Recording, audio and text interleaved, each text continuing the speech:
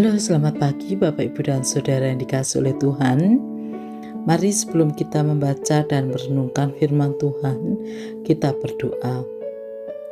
Tuhan Allah yang mengasihi kami, terima kasih untuk kekuatan yang Tuhan anugerahkan.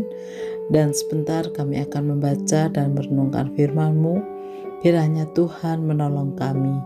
Di dalam nama Tuhan Yesus kami berdoa. Amin.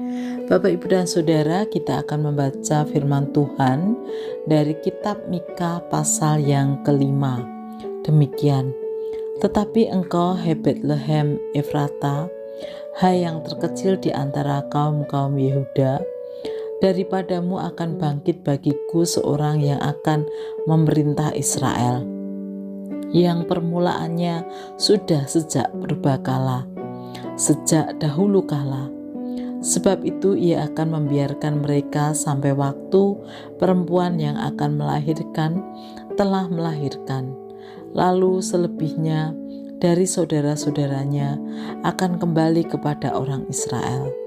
Maka ia akan bertindak dan akan mengembalakan mereka dalam kekuatan Tuhan, dalam kemegahan nama Tuhan Allah.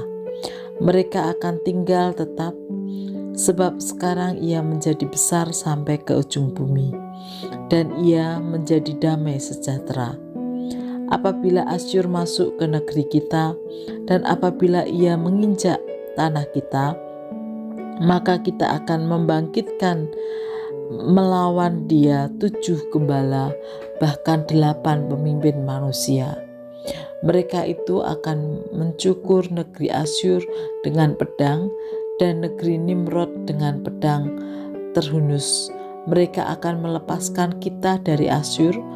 Apabila ia ini masuk ke negeri kita dan menginjak daerah kita, maka sia-sia Yakub akan apa di tengah-tengah banyak bangsa, seperti embun daripada Tuhan, seperti dirus hujan ke atas tumbuh-tumbuhan, yang tidak menanti-nantikan orang dan tidak mengharap-harapkan anak manusia.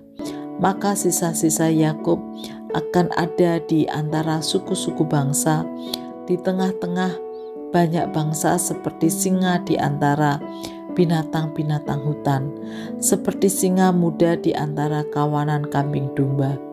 Kemanapun ia pergi, maka ia membanting dan menerkam, sedang tidak ada yang melepaskan. Tanganmu akan diangkat melawan para lawanmu, dan semua musuhmu akan dilenyapkan. Maka akan terjadi pada waktu itu, demikianlah firman Tuhan, aku akan melenyapkan kudamu dari tengah-tengahmu, dan akan membinasakan keretamu. Aku akan melenyapkan kota-kota negerimu, dan akan meruntuhkan segala kubumu. Aku akan melenyapkan alat-alat sihir dari tanganmu, dan tukang-tukang peramal tidak akan ada lagi padamu. Aku akan melenyapkan patung-patungmu dan tugu-tugu berhalamu dari tengah-tengahmu, maka engkau tidak lagi akan sujud menyembah kepada buatan tanganmu. Aku akan menyentakkan tiang-tiang berhalamu dari tengah-tengahmu, dan akan memunahkan berhalamu. Aku akan membalas dendam dengan murka dan kehangatan amarah kepada bangsa-bangsa yang tidak mau mendengarkan. Bapak, Ibu, dan Saudara yang dikasihi oleh Tuhan, Tuhan menjanjikan keselamatan kepada bangsa Israel melalui hadirnya Sang Mesias. Ya, pada waktu itu dikisahkan kehadiran Sang Mesias akan membawa kemenangan bagi umat Israel dan akan mengalahkan musuh-musuh yang ada. Namun, bangsa Israel juga harus belajar untuk mendengarkan apa yang Tuhan kehendaki atas hidup mereka. Dengan demikian, mereka tetap hidup dalam ketaatan pada Tuhan. Bapak, Ibu, dan Saudara yang dikasihi oleh Tuhan, demikianlah Mesias dalam konsep Yahudi digambarkan akan membawa kemenangan dalam peperangan yang mereka hadapi. Karena itu tidak heran bahwa sampai sekarang mereka masih menantikan yang namanya Mesias yang akan membebaskan mereka dari peperangan atau dari secara politik, memberikan atau Sang Mesias adalah penguasa secara politik. Berbeda dengan pemahaman dalam Perjanjian Baru, Mesias di dalam Yesus Kristus telah hadir.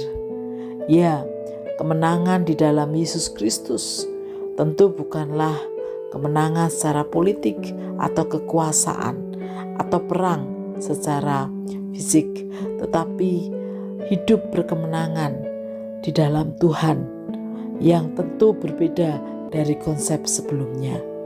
Oleh karena itu, kita patut mengucap syukur bahwa kita ada di dalam Tuhan Yesus. Kita percaya bahwa Allah memberikan kemenangan melalui Tuhan Yesus, kemenangan atas dosa-dosa kita, sehingga kita boleh memiliki hidup yang baru. Dan biarlah ketika kita menerima Sang Mesias itu dalam hidup kita, yaitu Yesus Kristus, hidup kita pun diubah. Mulai dari hal-hal yang sederhana sampai yang kompleks. Dalam situasi atau keadaan apapun, kita percaya bahwa kita adalah umat pemenang, bahkan lebih dari pemenang. Allah yang telah menyediakan keselamatan bagi kita, Allah yang akan terus menuntun langkah hidup kita. Karena itu, mari kita menjadi umat Tuhan yang terus setia dan taat kepadanya. Mari kita berdoa. Tuhan Yesus, Allah yang mengasihi kami bersyukur bahwa Engkau hadir dalam hidup kami, menjadi juru selamat dalam hidup kami. Karena itu, ajarkan kami untuk hidup taat dan setia kepadamu Tuhan. Kami percaya Tuhan yang akan terus menuntun langkah hidup kami. Di dalam nama Tuhan Yesus kami berdoa. Amin.